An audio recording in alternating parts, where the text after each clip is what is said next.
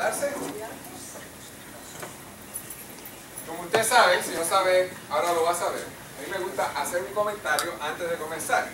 Y mi comentario en el día de hoy se titula Espíritu de Perdón. Porque si perdonan a los hombres sus ofensas, su Padre Celestial también les perdonará a ustedes. Pero si no perdonan a los hombres, tampoco su Padre les perdonará sus ofensas. Mateo 6, 14 al 15, y esta la saqué de Reina Valera actualizada del 2015. En un tiempo, un padre y un hijo españoles se habían alejado por diferencias entre ellos. El padre más tarde fue a buscar a su hijo. Cuando él no lo pudo encontrar, el padre puso este anuncio en un periódico de Madrid. Querido Paco, por favor encontrémonos en la oficina de este periódico al mediodía del sábado.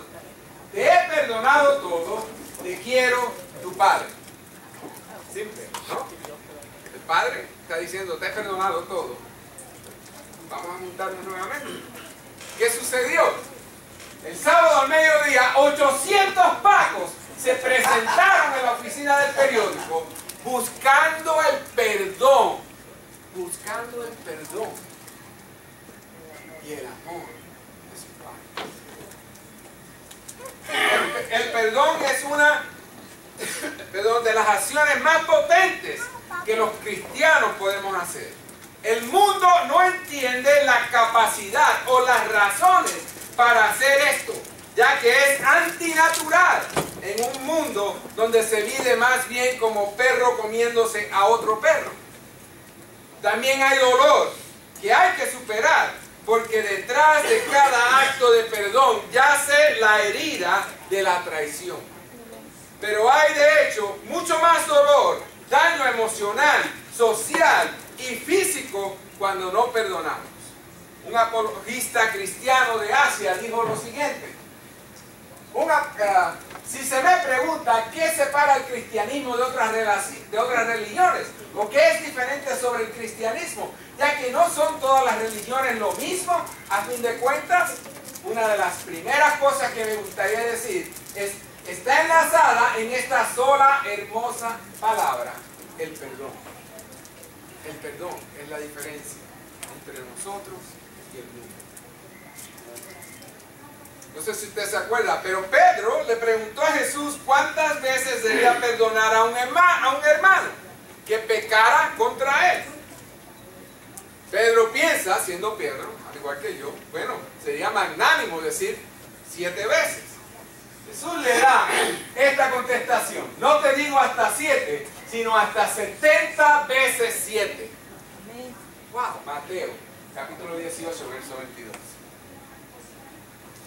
Jesús entonces comparte una parábola acerca de un hombre que después de pedir mucha misericordia le fue perdonado todo lo que debía, y era mucho.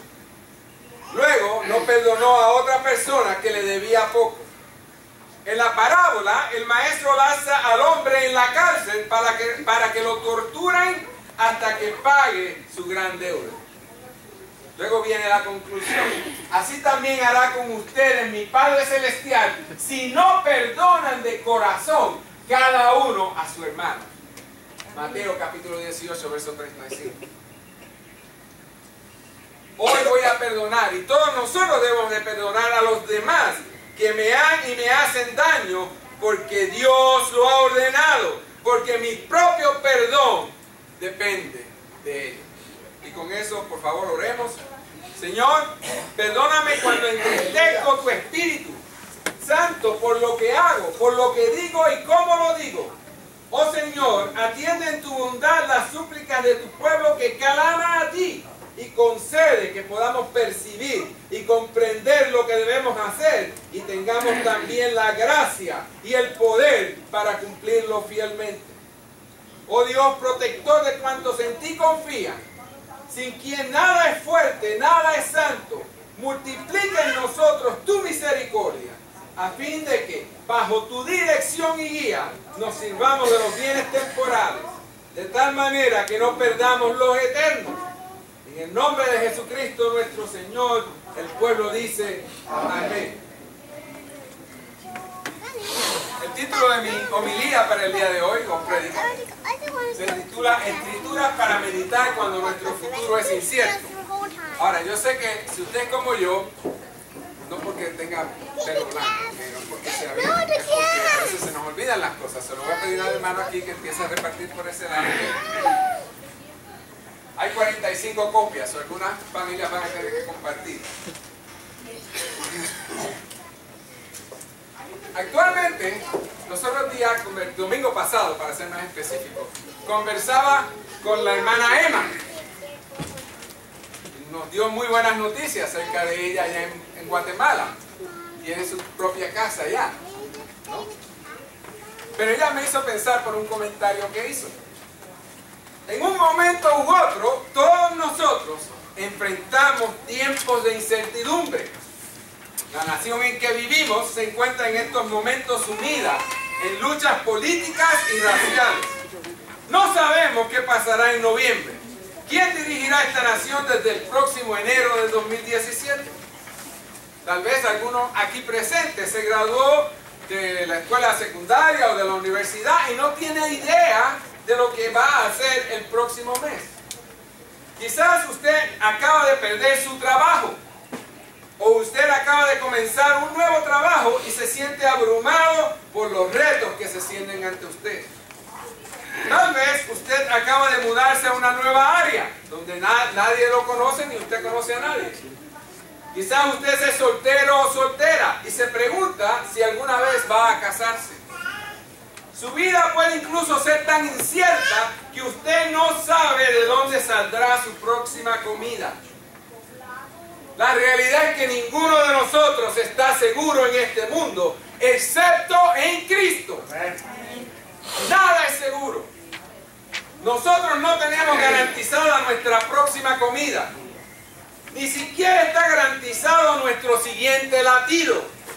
Incluso cuando nos sentimos seguros, somos frágiles y dependemos completamente del Señor para cada respiración. Pero cuando estamos particularmente tentados por el futuro, es importante para nosotros que meditemos en estas verdades de la palabra de Dios. Las he copiado, ustedes deben tener copia. En mi trabajo yo tengo varias pedazos de papeles así con cosas que me gusta mencionar, ¿no? Y una de ellas es alguna de las palabras que usted tiene en su mano ahora mismo.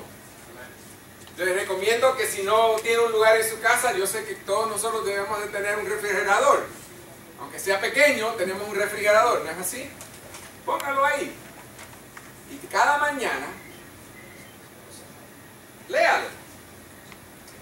Incluso si solo meditara en los primeros 2 o 3, Dios usará su palabra para animar su corazón.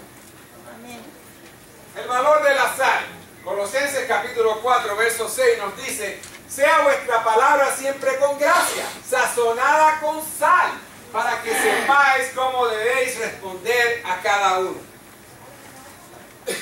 A final de sus bienaventuranzas, Jesús dijo lo siguiente, como está escrito en Mateo capítulo 5, versos 13 al 16. Él dijo: vosotros sois la sal de la tierra, pero si la sal se desvaneciere, ¿con qué será salada? No sirve más para nada, sino para ser echada afuera y hollada por los hombres. Vosotros sois la luz del mundo. Una ciudad sentada sobre un monte no se puede esconder. Ni se enciende una luz y se pone debajo de un almud, sino sobre el candelero, y alumbra a todos los que están en casa. Así alumbre vuestra luz delante de los hombres, para que vean vuestras buenas obras y glorifiquen a vuestro Padre que está en los cielos. Jesús nos dice que sus seguidores deben de ser sal y luz en el mundo. La sal fue muy valorada en el mundo antiguo por 4 cualidades especiales. Su pureza, un blanco brillante, procedente del sol y el mar, que era la más primitiva de todas las ofrendas a los dioses. Si hemos de ser sal, debemos ser un ejemplo de pureza. En el mundo vemos los esfuerzos para reducir los niveles de honestidad, diligencia en el trabajo, la conciencia y la moral todo el tiempo. Todo eso está disminuyendo. cristiano debe ser la persona que sostiene en alto el estándar para la pureza del lenguaje, la conducta y el pensamiento. Las palabras no pueden ser eficaces a menos que sean respaldadas por una vida pura. La sal no era cara, pero sí era preciosa. Los cristianos podemos parecer pocos, insignificantes y sin importancia para la sociedad. En 1 Corintios capítulo 1, versos 26 al 31, Pablo se dirigió a la iglesia primogénita con el concepto de que aunque pocos en números, humildes y sin importancia, los cristianos están llamados a ejercer una influencia divina sobre toda la sociedad. Como un producto para la conservación, la sal se usa para mantener y evitar que la carne se eche a perder. Sal frotada en la carne retarda el proceso de putrefacción. Los cristianos cuyas vidas están expuestas a la bienaventuranza tendrán un impacto sobre la preservación de una sociedad que si se deja a sí misma se pudre y se deteriora. En Jueces capítulo 9, verso 45, Abimelech, después de derrotar la ciudad de Siquem, la destruyó y esparció sal por todas partes. Espiritualmente, esto es lo que hacemos los cristianos cuando nos paramos como vigas para Dios en la sociedad. Él hace que la sociedad, ya sean nuestros amigos en la escuela, nuestros compañeros de estudio en la universidad, nuestros compañeros de trabajo, o aquellos con los que jugamos deportes, sean suelo menos fértil para otras influencias impías. Nosotros también podemos ser un testigo preservador al estar involucrados con este mundo que ha ido y seguirá de mal a peor, si estamos dispuestos a pagar el precio. La sal se usa para sazonar la comida, ya que realza el sabor distintivo de los alimentos. El aumento del pueblo de Dios debe aumentar el sabor de la vida de muchas maneras diferentes. Por su misma presencia, Jesús levantó los ánimos de la gente.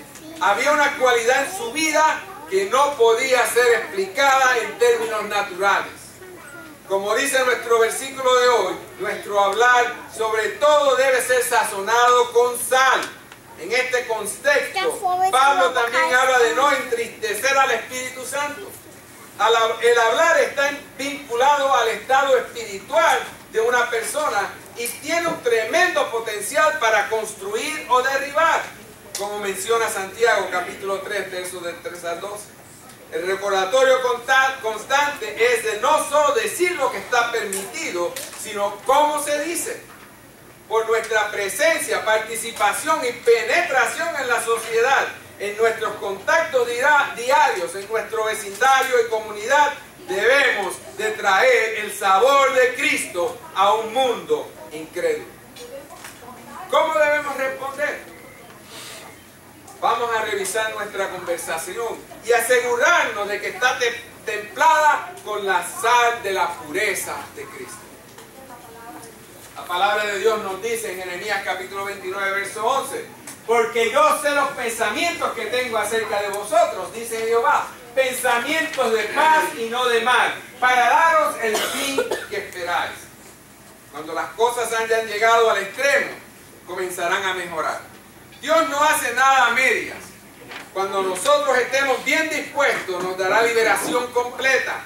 No nos dará según la expectación de nuestros temores, ni según la expectación de nuestras fantasías, sino según la expectación de nuestra fe y en respuesta a nuestras oraciones. Si usted es un cristiano, usted tiene que orar todos los días. Es imperativo para mantenerse vivo. Cuando se acerque la liberación, hemos de salir al encuentro mediante la oración.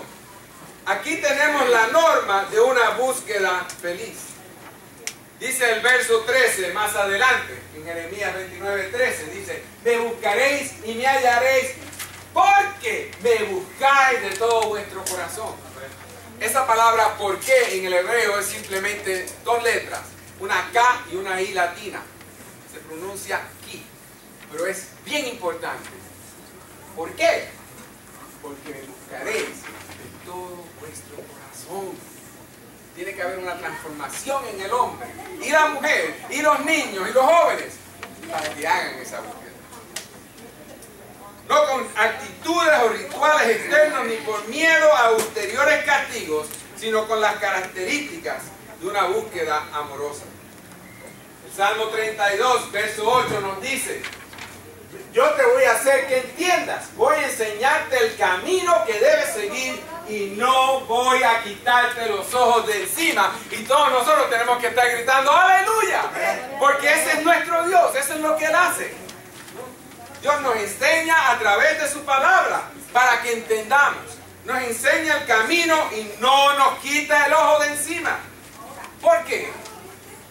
¿Alguien se atreve a responder? Porque nos ama. Amén. Fíjate cómo es nuestro Dios. Dios nos ama a todos, pero en particular a los que permitimos que Él no solo more en nuestro corazón, sino que sea el Rey y Señor de nuestras vidas. En ocasiones no entendemos cómo algo sucede cuando no era posible de este lado de la tierra que sucediera. Sanación, salvación, liberación, que creíamos no sucedería y sucede. ¿Por qué? Porque Dios no quita sus ojos de nosotros. Amén, gloria a Dios.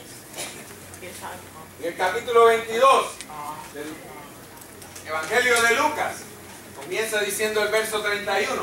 Dijo también el Señor: Simón, Simón, Satanás os ha pedido para zarandearos como a trigo, pero yo he rogado por ti para que tu fe no falte, y tú, una vez vuelto, confirma a tus hermanos. Esto es bien interesante. Primeramente, para sacar el trigo hay que romper la semilla en un molino. La parte de afuera de la semilla es una cáscara bien dura. En el proceso de la molienda se separa el salvado y por lo tanto la harina de trigo se hace más fácilmente digerible, pero más pobre en fibra. Además se separa la aleurona y el embrión, por lo que se pierden proteínas y lípidos, principales causantes de que la harina se consolide o se aglutine. Por si no lo sabían, pero toda persona que ha hecho un bizcocho en su vida y ha usado harina sabe que si no lo mantiene batiendo, se aglutina, ¿no? Pedro, que solía ser como la boca por la que hablaban los demás apóstoles, es aquí como el oído por el que los demás deben oír. Y así como Pedro se adelantaba a hablar por los demás, también se iba a adelantar en sucumbir a la tentación de Satán con su triple negación del Maestro. Satanás no tiene para tentar otro poder que el que Dios le permite. Como vemos aquí, lo mismo que en Job, capítulo 1, verso 12. Esa no la puse. Pero dice ahí esto. Esto debe darnos una confianza muy grande en nuestro Dios, que no permitirá que seamos tentados. Ahora sí, 1 Corintios capítulo 10, 13, que nos dice que no permitirá que seamos tentados más de lo que podemos resistir, sino que proveerá también juntamente con la tentación la vía de escape para que podamos soportar. Wow, nuestro Dios se ocupa, Él sabe que vamos a ser tentados, pero nos da una vía de escape. Si sucumbimos como Pedro, es porque no buscamos esa vía de escape que Dios provee siempre para nosotros. Jesús asegura a Pedro que aun cuando va a ser un cobarde, no va a ser un infiel. Recuerda, Él dijo: yo he rogado por ti que tu fe no falle. Aunque los creyentes tengan muchos defectos y fallos en su conducta, es un consuelo saber que por la intercesión de nuestro abogado junto al Padre, la fe de los genuinos creyentes, aun cuando a veces sea sacudida, nunca quedará extinguida. Porque serán guardados por el poder de Dios mediante la fe para alcanzar la salvación, como asevera 1 de Pedro capítulo 1 verso 5, que sois guardados por el poder de Dios mediante la fe para alcanzar la salvación que está preparada para ser manifestada en el tiempo postrero. Jesús encarga a Pedro que cuando se recobre de la caída, su fe, renovada y robustecida por la triste experiencia, le sirva para ayudar a sus hermanos cuando la fe de estos se halla en peligro. Podemos hacernos aquí dos preguntas. La primera es, ¿por qué no alcanzó esta oración a Judas Iscariote? Él lo traicionó y era su amigo, era uno de los 12, estuvo desde el principio con Jesús. La respuesta es que la oración de Jesús es eficaz en intercesión por los suyos, pero los incrédulos obstaculizan con su maldad el efecto de la oración. No se puede negar a la gracia de Dios la fuerza necesaria para vencer muchas veces la rebeldía del hombre, como se ve por la conversión fulminante de Saulo en Hechos capítulo 9. ¿Se recuerdan? Saulo de Tarso, iba buscando, persiguiendo a la iglesia, a los cristianos. Y en el camino de Damasco, Jesús se le apareció. Y hubo una conversión fulminante en ese mismo instante. Pienso que eso se debió a algo que sucedió en Hechos capítulo 7, verso 60. La oración de Esteban mientras era martirizado. La segunda pregunta es, ¿por qué oró Jesús por la fe de Pedro y no por la de todos los apóstoles, como en Juan capítulo 17, 21? La respuesta no es la que dan los romanistas, porque Pedro había de ser el primer papa. Y no la de muchos otros, porque fue el más ilustre de los apóstoles y su líder. Para mí eso no es cierto. La respuesta es casi lo contrario, porque él cayó profundamente, cayó como ninguno de los demás cayó. Por tanto, cuando se convirtiera, era él quien podía ayudar a los otros por medio de su propia y triste experiencia, y podía hacer que la fe vacilante de los otros se afirmara de nuevo, de modo que tal fe no se perdiera, como casi se perdió completamente la suya. Es como si Jesús le dijera a Pedro, cuando tu fe se haya robustecido, haz lo posible para que también la de tus hermanos se robustezca. Y cuando hayas hallado gracia y misericordia de Dios, anima a los demás a esperar que también ellos alcanzarán gracia y perdón. Por donde vemos que los que han caído en pecado deben ser convertidos o vueltos ¿a quién? A Jesús. Y que los que han sido restaurados por la gracia de Dios han de hacer todo lo posible para enseñar a los transgresores los caminos de Dios y ayudar a los pecadores para que se conviertan a Dios. Veamos el Salmo 51, versos 11 al 13. Ahí nos dice, no me eches delante de ti y no quites de mí tu Santo Espíritu. Devuélveme el gozo de tu salvación y espíritu noble me sustente. Entonces enseñaré a los transgresores tus caminos y los pecadores se convertirán a ti. Es una declaración que todo creyente sincero ha de estar dispuesto a hacer, con tal de que no confíe en sus propias fuerzas, sino solo por la gracia de Dios. Por los demás evangelistas, sabemos que los demás apóstoles hicieron la misma protesta de fidelidad al Señor. En el día de hoy el pastor hizo una pregunta: ¿qué significa ser fiel? Una de las definiciones de la Real Academia es acatar la palabra o el dicho o el hecho de otra persona. ¿Qué palabra nosotros debemos acatar? La palabra de Dios, lo que dijo Jesús. Romanos capítulo 8, verso 32 nos dice, el que no escatimó ni a su propio Hijo, sino que lo entregó por todos nosotros, ¿cómo no nos dará también Él todas las cosas?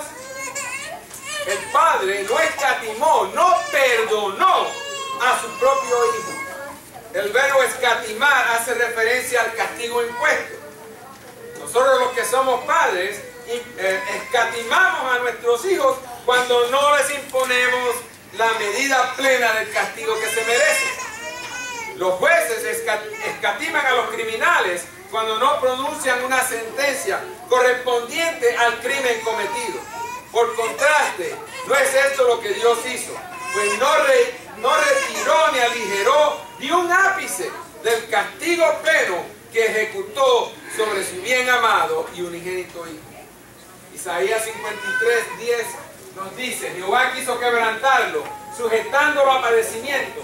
Cuando haya puesto su vida en expiación por el pecado, verá descendencia, vivirá por largos días, y la voluntad de Jehová será en su mano prosperada. Si nos dio lo que más le costaba, ¿cómo nos negará cualquier otra cosa que sea necesaria o conveniente para nuestro verdadero bien? Citando al doctor James Denny, el teólogo y predicador escocés del siglo XX, él dijo lo siguiente: el argumento del egoísmo es el que ha hecho mucho no necesita hacer más, pero el del amor es el que tanto ha hecho no dejará de hacer mucho más. Nótese que Dios nos escatimó a nosotros cuando éramos sus enemigos, pero no escatimó, no perdonó a su Hijo unigénito, que era la santidad misma. ¿Qué diremos a esto?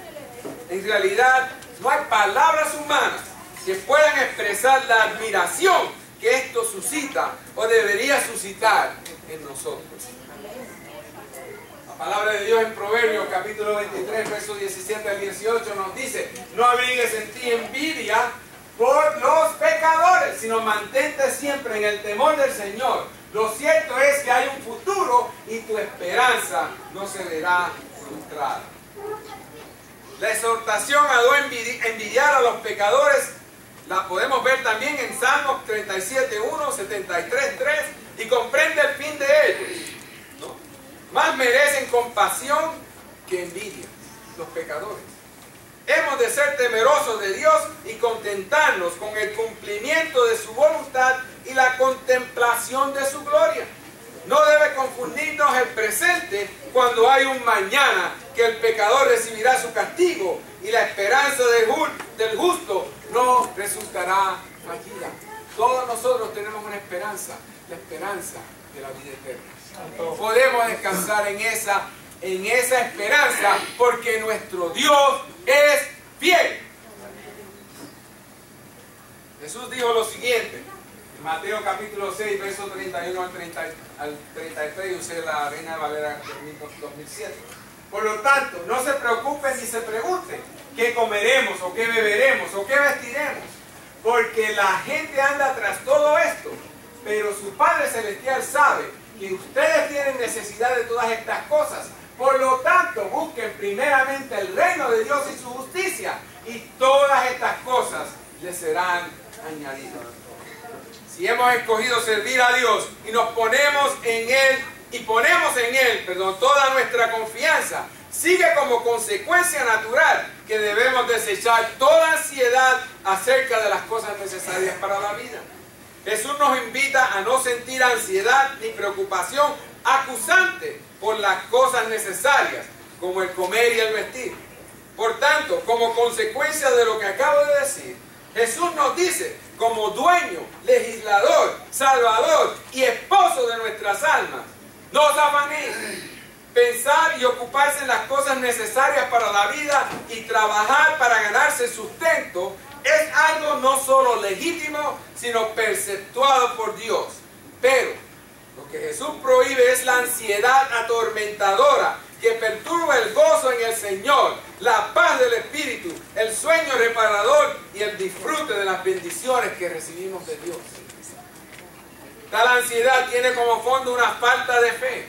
Dios ha prometido proveer a sus hijos de todo lo necesario para la vida, no de lo pomposo, de modo que podamos decir como David en el Salmo 23, verso 1. Todo el mundo conoce ese salmo porque ahí dice: Jehová es mi pastor, nada me faltará.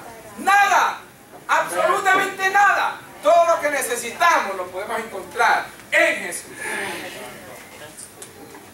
No nos ha prometido banquetes, sé que estamos hambrientos, son las 2:30, pero sí sustento. Estar ansioso acerca de ello equivale pues a dudar de la fidelidad de Dios a sus promesas o de la bondad y sabiduría de la divina providencia. Dice Pedro Primera de Pedro, capítulo 5, verso 7. Echando toda ansiedad sobre Él, porque Él tiene cuidado de vosotros. La palabra de Dios está llena de referencias a esta actitud de confianza filial, que debe ser una característica de los creyentes. No os afanéis por vuestra vida, aun tratándose de esta vida terrenal, que es el máximo valor de las cosas temporales. Job nos dice en capítulo 2, verso 4, todo lo que el hombre tiene, lo dará por su vida. Sin embargo, hemos de dejarla confiadamente en las manos del Padre. Salmos 31, 15 nos dice, en tu mano están mis tiempos. Puedo descansar en mi Dios porque en su mano está tu tiempo. Espero que tu tiempo también esté en su mano. No os afanéis por el día de mañana, en general por el porvenir. Santiago, capítulo 4, versos 13 al 16, Reina de Valera 95 nos dice, vamos ahora, los que decís, hoy y mañana iremos a tal ciudad, estaremos allá un año, negociaremos y ganaremos, cuando no sabéis lo que será mañana. Pues, ¿qué es vuestra vida? Ciertamente es neblina que se aparece por un poco de tiempo y luego se desvanece. En lugar de lo cual deberías decir, si el Señor quiere, viviremos y haremos esto o aquello. Pero ahora os jactáis en vuestras soberbias. Toda jactancia semejante es mala. Wow, eso es una palabra un poquito fuerte. No debemos estar ansiosos por el día de mañana. Ya sea dulce, ya sea amargo, lo que nos depara el porvenir, hemos de ponerlo en manos de Dios, como un cheque en blanco, y firmarlo con un amén. Las situaciones de este mundo en que vivimos no han de cambiar. Antes bien, seguirán empeorándose. Pero tenemos en quien confiar y su palabra es más valiosa que el oro fino. Ahora, si no conoces a este Jesús de Nazaret, hoy puedes conocerle, pues es el día de salvación. Él no se impone, Él te pide que le dejes entrar en tu corazón para cenar junto contigo. Apocalipsis capítulo 3, verso 20 nos dice eso. Si te has alejado de Él, puedes regresar a sus brazos. Todo depende de ti. Si le aceptas como Rey y Señor, pasa al frente para que te ayudemos a confesar con tu boca, como dice la palabra de Dios en Romanos capítulo 10, verso 9. Si necesitas oración, ven al altar para que juntos oremos al que puede ayudarte, Jesús. Pastor. Amén. Gloria a Dios. Padre, una casa al Señor.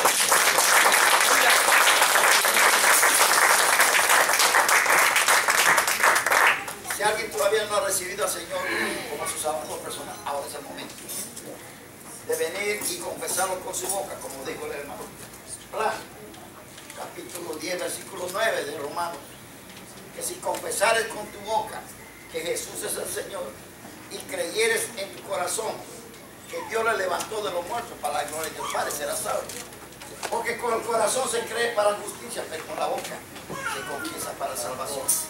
Ahora es el momento de venir, si es que no has confesado a Cristo Jesús como tu Salvador personal. Si has confesado a Cristo Jesús y te has salido del camino, ahora es el momento de reconciliación. Él quiere reconciliar contigo. Ahora es el momento, no mañana, ahora, hoy día es el momento. Si necesitas algo de oración, de alguna situación que tú estás pasando, de enfermedad, lo que sea, ahora es el momento de venir.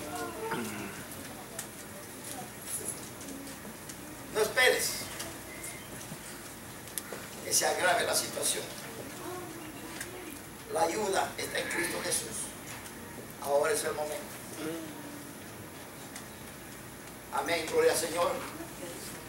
Padre amado, en el nombre de Jesús venimos, Señor, ante tu presencia, ante tu altar, ante tu trono, primeramente para agradecerte por todo lo que estás haciendo por nosotros en este día, Señor. Gracias por tu palabra es verdad, Padre amado. Gracias, Señor. Oh, Padre, gracias por cada uno de mis hermanos que han venido en este día, Señor. Yo te pido que tú los bendigas grandemente.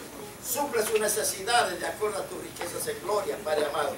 Manténlos con salud buena, Señor. Cuídalos, protégelos de todo mal y peligro. Guíalos, dirígelos. Tómalos de la mano, Padre amado. En el nombre de Jesús, cuídanos, Padre amado, en nuestros hogares, en nuestros trabajos, a donde vayamos, Señor. Cuídanos nuestras familias, Padre amado, nuestros hijos, nuestros nietos si tenemos, Señor. En el nombre de Cristo Jesús de Nazaret, Padre amado. Padre Santo, Padre amado, que se haga, Señor, tu voluntad, Padre amado, y no la nuestra. En el nombre de Cristo Jesús de Nazaret, ahora que nos vamos a nuestros hogares, en diferentes direcciones, que tu luz siga brillando en nosotros. Mándanos donde te necesitan, mándanos donde no te conocen, para nosotros compartir tu palabra con ellos, traerlos a tus pies y sean salvos por ti. En el nombre de Jesucristo, nuestro Señor, nuestro Salvador. Amén.